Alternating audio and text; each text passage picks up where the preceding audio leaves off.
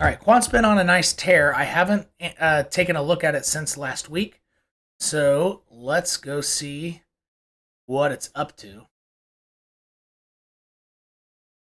Damn, she's still going. My God, I don't know. That's pretty impressive.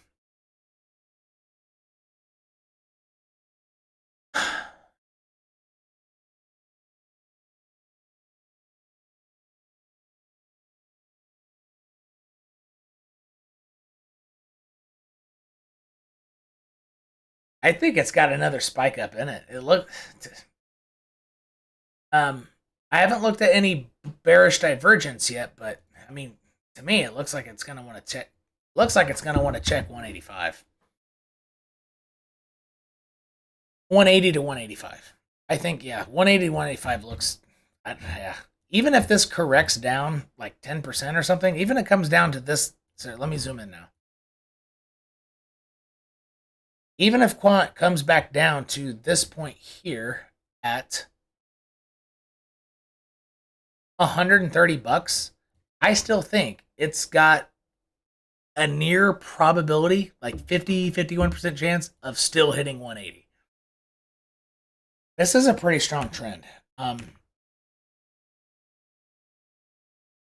However, that 128 this area here, this is going to be, around 130, 128, somewhere around there. So just draw a box there.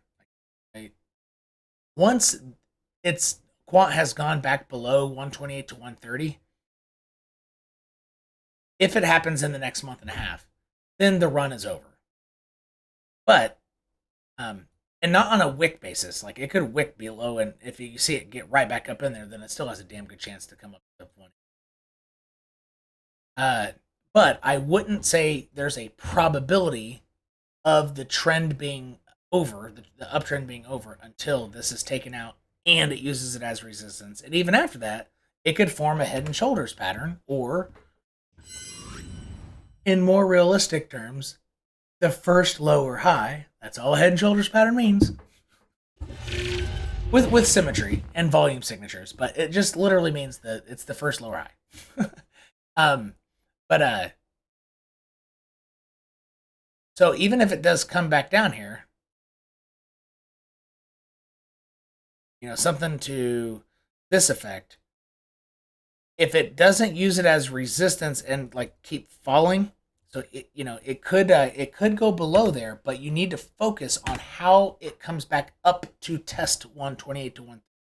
So it could go like this, boom, and if it gets right back in there and bases, well, then it's probably coming up to here, or even up to 150, but somewhere in this area, and then it's going to do this, and then it'll probably break down. And so even if it goes below 28 to 130, it could easily form an aggressive lower high with a 22% move up. So watch out for that.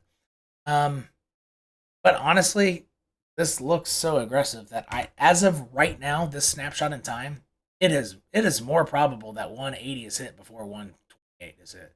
This is a freaking strong trend.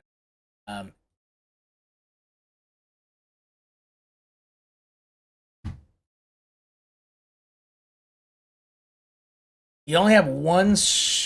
You have one big strike. So let's take off this.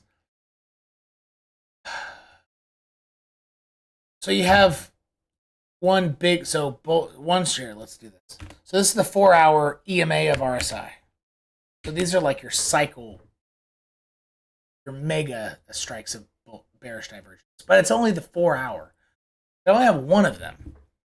Sometimes on a strong trend, you can get like 5 strikes of 4-hour, EMA or mega 4-hour bearish divergence. Sometimes it's only 1 or 2. But since it only has 1 strike of bearish divergence on the EMA of the 4-hour RSI, it's going to hit 180 most. This is impressive as hell. Now, if I were holding Quant from a spot price, not financial advice for you, I personally would be a seller there. Like, as in 100 bag it, and I would wait for lower prices. maybe buying up a higher low. But however, from a future standpoint, on leverage, if you're trying to do that kind of stuff, I don't know how safe of a short target that is, because it could be an area that everybody's looking at, and there's a lot of liquidity made by liquidations and stops, and it goes like a 8% spike above, and then it comes back down. So, but on spot price, as in spot price meaning you're actually buying one quant, you're buying quant, not an IOU of futures, right? On spot price, I think it's, in my opinion, if I were holding this, I would personally feel safe selling into a rally up to that. But I personally would not feel super safe going aggressively trying to short there on leverage. That makes sense? There is a difference. Now, is that a possible good point to do it in retrospect? Yeah, it could be if you're trading futures. But why would you? I mean, something that is ignoring a bear market so far and going up, I wouldn't want to try to find a top and short it. You're just going to lose money. The likelihood of losing money trying to short a top on an asset in a strong uptrend that's ignoring a crypto bear market, why even try it? But on spot price, trying to sell into a rally to buy back on a higher low or later on, that is, in my opinion, would be a smart move.